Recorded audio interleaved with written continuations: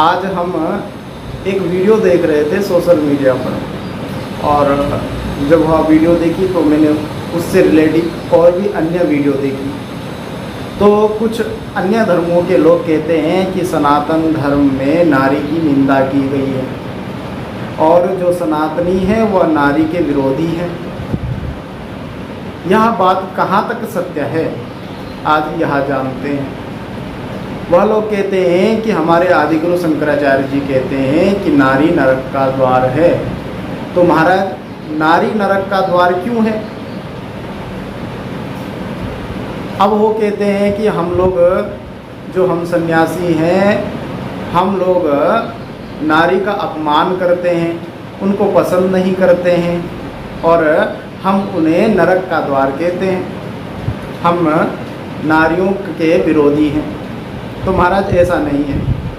आदि गुरु शंकराचार्य जी कहते हैं कि नारी नरक का द्वार उसके लिए है जो उस नारी को काम दृष्टि से देखता है, जो भोग दृष्टि से देखता है, जो साधक भगवान का भजन करता है और नारी पर कुदृष्टि डालता है, भोग दृष्टि डालता है, तो उसके लिए नारी नरक का द्वार है। हमारे यहाँ तो नारी को पूजा जाता है। हम लोग स्वयं एक स्त्री की पूजा करते हैं, माँ दुर्गा की पूजा करते हैं। तो महाराज, यह झूठ है कि सनातन धर्म में नारी का अपमान किया गया है। सनातन धर्म में तो माताओं को सबसे ऊंचा दर्जा दिया गया है। तो जो लोग कहते हैं कि सनातन धर्म वाले लोग नारी की निंदा करते हैं, तो यह दरअसल झूठ है और असत्य है।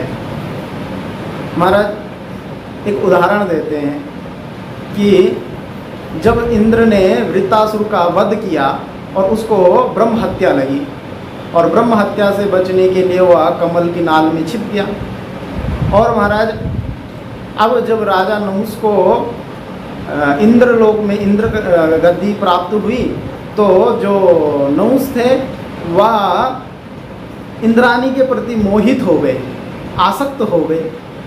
तो महाराज, अब जब आसक्त हुए तो महाराज उन्होंने कहा कि जब हम इंद्र हैं तो इंद्राणी पर भी पूरा अधिकार हमारा है, तो इंद्राणी को हमारी सेवा में प्रस्तुत किया जाए। अब वह काम से इतना पीड़ित हो गया कि इंद्राणी को परेशान करने लगा कि आप मेरी सत्ता को स्वीकार करो। तो इंद्राणी इंद्र के पास गई और इंद्र से सारी घटना बताई कि ऐसी ऐसी बात। तो इंद्र ने कहा कि एक बात बताते हैं आपको, आप उसका प्रस्ताव स्वीकार करो और ये शब्द बोलना जो हम बता रहे हैं। अब इंद्राणी ने अपना प्रस्ताव नहुस को पहुंचाया और नहुस से कहा कि देखो, हम तुम्हारा प्रस्ताव स्वीकार करते हैं, किंतु तुम ऐसी पालकी में आना जिस पालकी में आज तक कोई आया ना हो। तुम संतों की उस पालकी को संतों से उठवाना। हाँ, तो नहुस ने उसको मतलब स्वीकार कर लिया। अब जब काम में पीड़ित व्यक्ति, उसका बुद्धि विवेक सब नष्ट हो जाता है, वो कामातुर हो जाता है और उसकी इतनी तीव्र इच्छा बढ़ गई इंद्राणी से मिलने की कि उसने वह प्रस्ताव भी स्वीकार किया और उन संतों को बोला कि मेरी पालकी उठाओ। तो सप्तऋषियों से पालकी उठवाने लग गया। अब महात्मा लोग धीरे धीरे से पालकी ले जाने लगे और ये नहुस इतना व्याकुल हो रखा था उससे मिलने के लिए, इंद्राणी से, तो इसने लात मार करके संतों से कहा कि अरे जल्दी जल्दी चलो, ये सर्प की तरह क्यों चल रहे हो धीरे धीरे से, अरे सीधे चलो, फटाफट भागो। तो महाराज, तब एक संत ने यह बात को स्वीकार नहीं किया और उनको नहुस की जो व्यवहार था वह पसंद नहीं आया। तो उन्होंने नहुस को श्राप दे दिया, तुझे ज़्यादा ही सरप कर रहा है, सरप चलने की बात कर रहा है, तो ऐसा काम कर, तू जा, सरप ही हो जा।